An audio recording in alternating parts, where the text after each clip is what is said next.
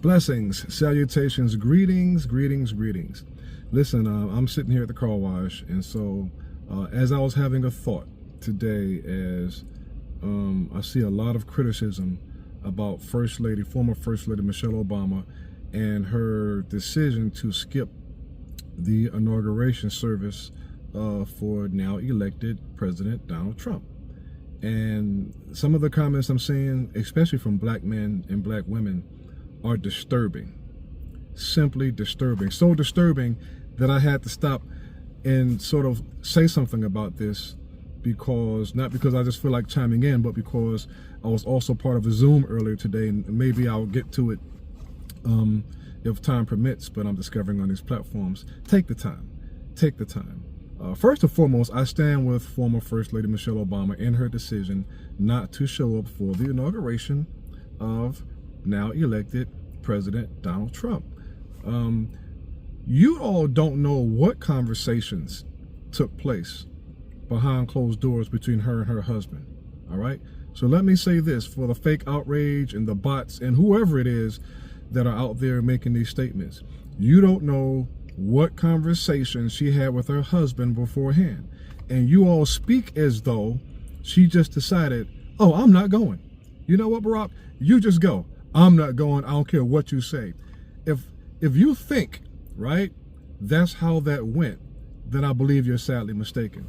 Because one thing that we do know, for those of us who did pay attention the 8 years he was in office, and paid attention to him since he's left office, and paid attention to his career before he even ran for president, right, when he was actually living in Chicago and running, et cetera, that she does not try to embarrass her husband or do things that will put him in compromising situations. That's why he loves her so much. He goes out of his way to pray. Those are the reasons why. So I'm very sure, as someone who has followed his career from the time he made his speech at the Democratic convention, and I said to myself, who is that man? He's going someplace, right? That they had a conversation beforehand and they talked about it. But nonetheless, it's none of our business. I'm proud of her for standing up for what she believes is not just co-signing on to the foolishness and the craziness. Somebody had to do it. There are more people outraged. They put that in the same category as Snoop Dogg and Nelly for performing for him, you know, as part of the inauguration services, ceremonies, et cetera. That doesn't even, like, really, that's what y'all upset about? Okay. But you make no mention of the fact that he, through executive order, right, on yesterday, whenever you watch this, it was yesterday, but through executive order and through forthcoming, if he can get away with it, legislation, he's doing away with not just DEI hiring, right, but any programs that help with diversity and equity in terms of hiring and college admittance, and anything that can help people of color and people of other ethnicities to make sure that they are not discriminated against, right? Y'all not upset about that? Really? Okay. All right. Keep on living a little longer, because if you don't care about it, if you don't think that that's going to not impact you, just wait until you put that job application in some place, and now companies don't even have to consider your race anymore. Now, I'm not saying, right, or your religion. I'm not saying that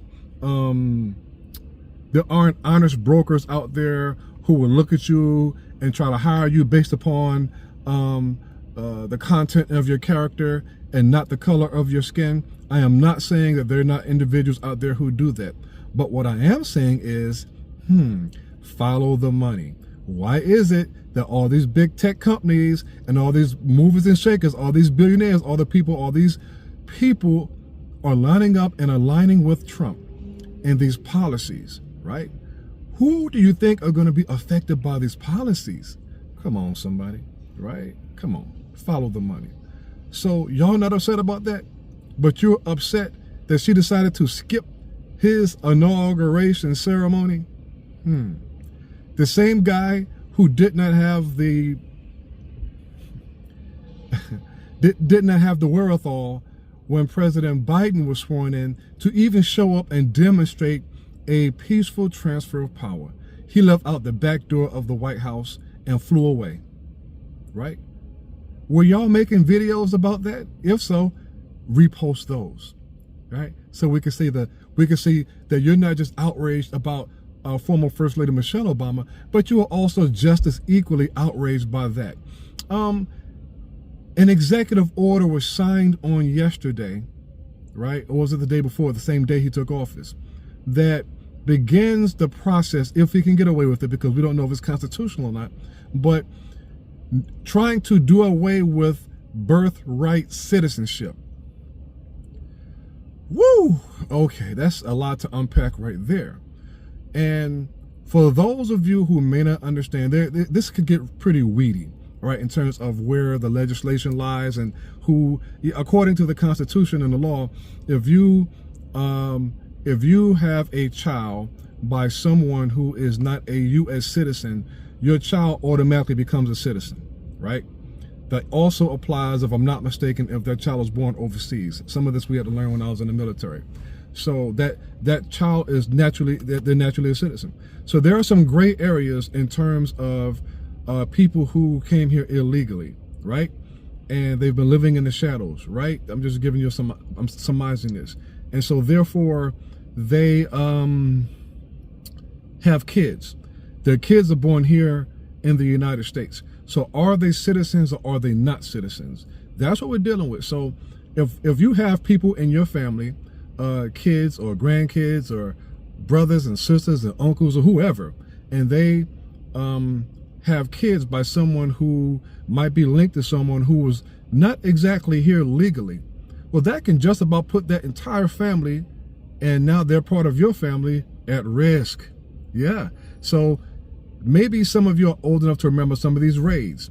I believe they were called ISIS raids. Those can be a knock on the door and everyone is in that house that they believe is there illegally, can be taken away and held someplace and then turned around and either extradited out of the country or placed in some form of holding cell someplace until they can either go to court to clear their name. It can get really ugly, and it can get really ugly quick, especially when you have a person in place, a president in place with people who are giving him policies, right, that want to push this type of agenda, okay, want to push this type of agenda to help make America white again, right?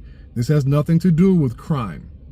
The stats say that crime was down, right? This has nothing to do with, the border, right? Has nothing to do with that. It's all about agendas. And that's what's going on here. So for the fake outrage about First Lady Michelle Obama, again, those of us who work in the media, we know that that's a smokescreen.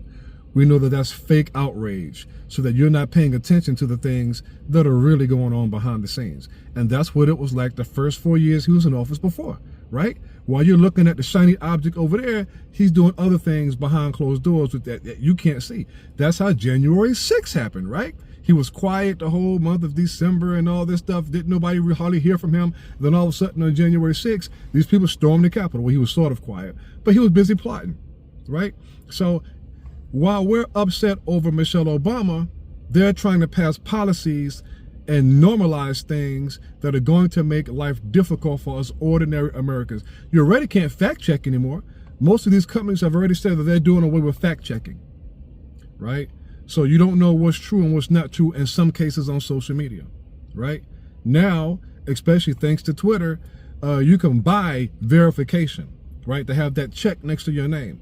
So you still don't really know if that person is real or somebody's paying for it. You really have no way of really knowing unless you're in the business of really fact checking and knowing how to spot propaganda. And that's sort of what I'm able to do in the field that I'm in, because it's part of what I do, which is why I'm on here with you all. The only reason why I'm on here with you all is because I've just come to learn that, because of my radio show, a lot of people, a lot of preachers, a lot of pastors, a lot of ordinary, just regular people like you all, you all appreciate the content that I post when I'm talking politics and I'm trying to tie all this together. You know, you've expressed that to me. So I feel obligated to sort of come on here, because I really wasn't going to say anything about the election, and because I was sort of feeling just down for a while, and I just didn't have anything to share. And I just said to myself, you know what, I'm just done. I don't have anything to say. Let me ask God to show me what I need to focus on next. And he's been doing that. But I'm starting to see some things take place and take form.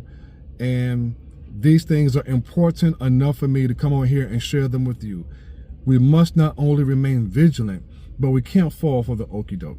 We can't fall for the okie doke. This thing about Michelle Obama is nothing. It's a nothing burger. This thing about Snoop Dogg and Nelly is nothing. Follow the policies, people. Follow what's going on in legislation, because those things directly impact our lives. Directly. I was on a Zoom this morning, and I won't say with who, organization group, and one of the brothers said something that I found to be very interesting, right? Why do you think Trump pardoned all those January 6 people? What's the real reason you think he did that? Especially the president of the, or the founder of the Oath Keepers, and I can't think of the other organization. Why do you think these people, in some cases, the people who committed violent crimes, who, you know, not only stormed the Capitol, but went in and tased a police officer in his head, right? Another a police officer committed suicide. Go back and watch what happened that day. Watch it in its entirety. Don't let anybody lie to you. You see what I'm saying? Go back and watch the entire thing. Why do you think he pardoned some of those people? Well, and really, mostly all those people that he could. You know what was said? Because he's planning for something later on down the line, especially when he's no longer in office. Those people now owe him. And so if you committed a violent crime, an insurrection against your own country, you broke into the Capitol, you shattered glass, you stole stuff, you threatened the life of the sitting, at that time, Vice President of the United States. We all know what was going to happen had one of those individuals been caught, right? If you get pardoned for that, and that president, whether he's still in office or whether he's not in office later, but he's pursuing other things, you know who you finna roll with, right? You know who you owe, right? You know what kind of power he yields on his social media platforms. So therefore, if you don't sort of answer the call that he'll put out there vicariously through social media, which is how he does things, you know you owe him, right? So what do you think you're gonna do? Yeah, you're gonna go do whatever it is that he is subliminally putting out there that should happen to anybody, because that's how he rolls. That's how he talks about people. Oh, wouldn't it be nice if so-and-so and so-and-so went through so-and-so and so-and-so? Well, the wouldn't it be nice is a subliminal message. Come on, y'all on social media, you know what subliminal messages look like when people start posting stuff, but they don't call names and they're suggesting things. Come on, we all grown, right? So that's what that stuff looks like. And then all of a sudden something happens to somebody, and then the person who really sent the subliminal message go, I had nothing to do with that. I never heard of that person. That person did that on their own, blah, blah, blah, blah, blah, right? So that's how that happens. But nonetheless, I am getting ready to hop up off here. I wanted to go ahead and say this while it was fresh on my mind, because it's really just, I can't believe, really, I should be able to believe. Like I said, I don't know how many of those individuals are actually real, or if they paid, or if they're trolls. But the amount and level of energy that I'm seeing being brought up against the former black first lady, especially coming from men, I'm talking about with vigor, like calling her all kinds of I mean, they're like angry, and I'm like, what? You upset over that? Really? You more upset with her deciding not to show up because she feels as though, and she has said this publicly, that he was responsible for the threats that she and her children were getting because of the racism. That's one of the reasons why I'm pretty sure she didn't want to go. She didn't want to be around the dude. The dude threatened vicariously, right, subliminally, her and the safety of her children. Now think about that. Think about what happened to Nancy Pelosi's husband. A man tried to bash his head in with a hammer. Come on. Look at January 6th. So she decided, you know what, I'm just not going. I can't do it.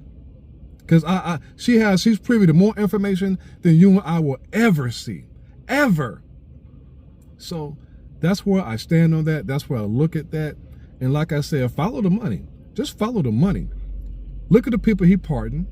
Look at the executive orders he's been signing. And then ask yourself, I wonder how this is going to affect me and my family, or me and my kids, or me and my grandkids, or me and my future kids, or how is this going to affect me when I'm trying to move up the corporate ladder of success? And it's all masked under the under equality. And I'll tell you the story that I'm getting ready to go. Why this is important for people who still don't get it. If you've ever worked for a company, especially when you don't have a union, right? And you're being mistreated by your boss, right? And the only resolution to being mistreated or overlooked or whatever is going on is the company has an open door policy. You've all been there. Well, you know what, if y'all have a problem, just come on and see me. We have an open door policy. If you have an issue, you have a problem, complaint, just come on and talk to us. Yeah. So if that's your only way and means of complaining about the fact that you may have gotten overlooked for a job or promotion because of the skin of your color, it's not going any further or farther than that. There are the guardrails and the safety mechanisms and the way to hold people and companies like that into accountability is about to be over, O-V-E-R. And we as black people are the only, we're the only race of people on this planet that you can easily identify us by the color of our skin. It doesn't matter the context of our character. Hashtag the Birth of a Nation movie. Go check it out. So the next time you decide to go apply for that job or to get that promotion or whatever it is, and we really understand now that any way of holding anybody accountable, right, in terms of making sure they do the right thing by you is now been removed, well then, this is the day that we're in, everybody. And so I'm not saying that all companies are like that. I'm not saying that all companies practice that. But make no mistake about it, we've been here before, and we understand what it looks like, which is why those guardrails and all those policies and procedures were put in place in the first place, so that companies are not allowed to just police themselves, right? They have to be accountable to somebody. Picture your police department, right? Can racially profile people. If you can hire people who, there's a whole lot, this is big. This is big.